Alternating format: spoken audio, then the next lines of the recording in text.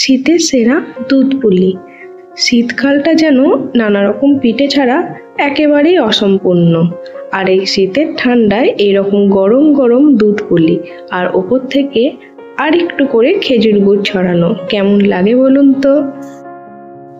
এই ক্ষীরের পুর দেওয়া দুধ পুলি খেতে আমার তো কিন্তু দারুণ লাগে।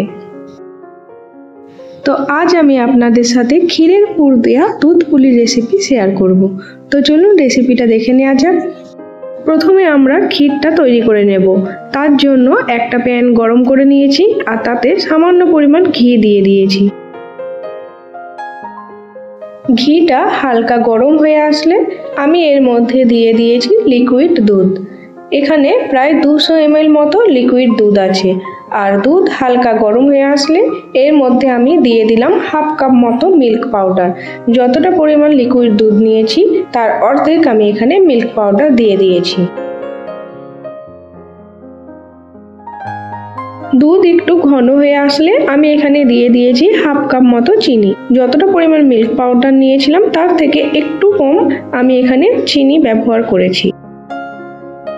চিনির পরিমাণটা আপনারা কম বেশি করে নিতে পারেন। দুধ ফুটে বেশ ঘন হয়ে আসলে এখানে আমাদের ক্ষীরটা রেডি হয়ে যাবে। আপনারা চাইলে এখানে খোয়া ক্ষীরও ব্যবহার করতে পারেন। সেক্ষেত্রে খোয়া ক্ষীরটা ভালো করে গ্রেট করে নিয়ে তার সাথে চিনি মিশিয়ে আপনারা একটা ক্ষীর তৈরি করে নিতে পারবেন। এইবার দুধ পুলি বানাবার জন্য প্রথমে চালের আটাটা আমরা রেডি করে নেব। তার জন্য প্যানের মধ্যে 1 কাপ মতো জল দিয়ে দিলাম।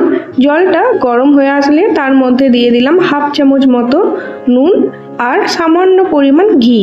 ঘি দেওয়ার ফলে দুধ পুলিটা খেতেও কিন্তু সুন্দর লাগে আর একটা খুব সুন্দর গন্ধ বেরোয়। বেশ ভালো করে নেড়েচেড়ে নিয়ে জলের সাথে মিশিয়ে চালের আটাটা রেডি করে নিতে হবে। ঠিক আমরা যেমনভাবে রুটির জন্য আটা তৈরি করি সেইভাবেই এই চালের আটাটাও রেডি করে নিতে হবে। আর এটাকে 5 মিনিটের জন্য ঢেকে রেখে দিতে হবে, তাহলে চালের আটাটা বেশ সফট হবে।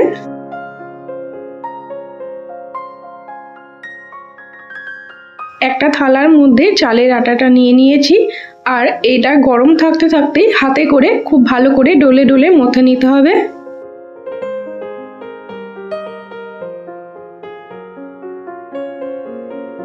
দেখতে পাচ্ছেন খুব ভালোভাবে মেখে নিয়েছি।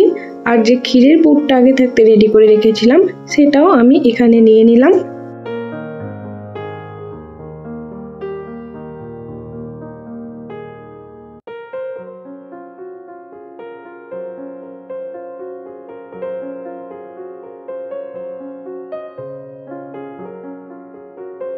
এই চালের আটা থেকে কিছুটা করে মণ্ড নিয়ে প্রথমে এরকম গোল গোল বলের মতো করে নিচ্ছি। তারপর ভেতরে একটা আঙুল ঢুকিয়ে ঠিক এইভাবে একটা গর্ত করে নিতে হবে। আর তার মধ্যে যে ক্ষীরের পুরটা রেডি করে রেখেছিলাম সেটা থেকে কিছুটা অংশ নিয়ে এই পিঠের মধ্যে পুরে দিলাম।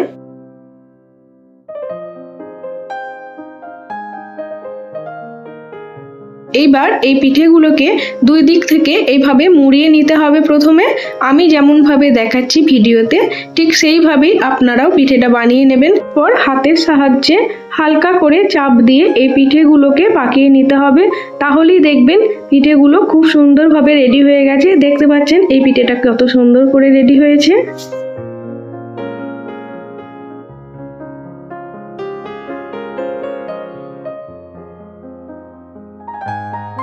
এই পিঠেগুলো বানাবার আগে হাতে কিছুটা ঘি প্রথমে বুলিয়ে নেবেন, তাহলে দেখবেন এই চালের আটাটা হাতের মধ্যে কোনোভাবেই চিটিয়ে যাবে না।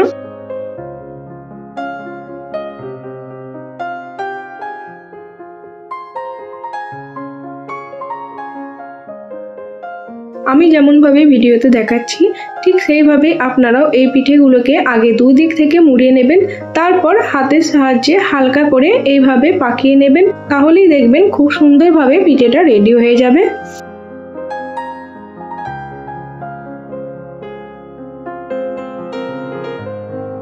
একইভাবে আমি সব পিঠেগুলো রেডি করে নিয়েছি।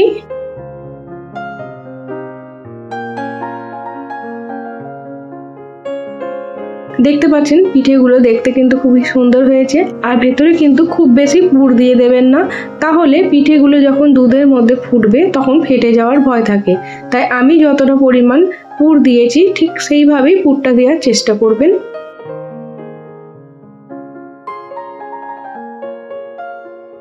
সব পিঠেগুলো রেডি হয়ে গেছে। এইবার একটা পাতিলার মধ্যে আমি এখানে 500 ml মতো লিকুইড দুধ নিয়েছি। আমি এখানে বেশ ঘন আর জাল দেওয়া 500 ml মতো দুধ নিয়েছি। আপনারা যে কোনো প্রকার প্যাকেটের দুধ ফুল ফ্যাট নিতে পারেন বা গরুর দুধও নিতে পারেন। দুধ বেশ ভালো করে ফুটে আসলে আমি এখানে হাফ কাপ মতো চিনি দিয়ে দিয়েছি। মিষ্টির পরিমাণটা আপনারা নিজেদের ইচ্ছা মতো কম বেশি করে নিতে পারেন।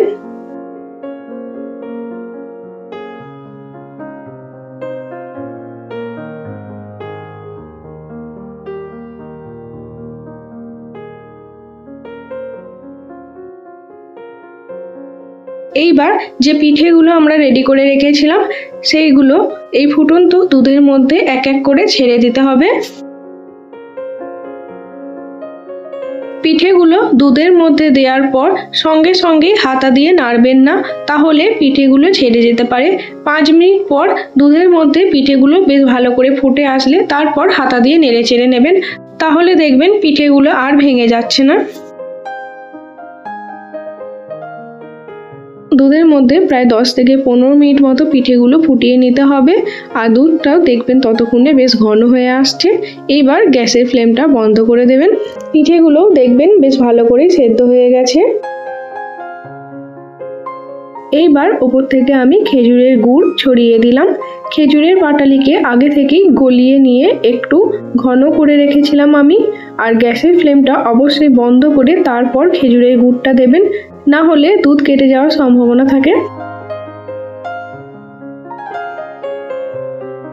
একটা বাটির মধ্যে আমি দুধ পুলিটা বেশ ভালো করে সাজিয়ে নিচ্ছি।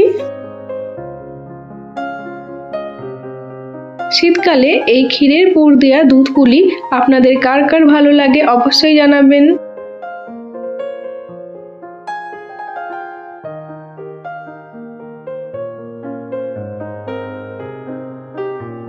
বাটির মধ্যে দুধ পুলিটা সাজানো হয়ে গেছে। আবারও এর ওপর কিছুটা খেজুরের গুড় আমি দিয়ে দিলাম।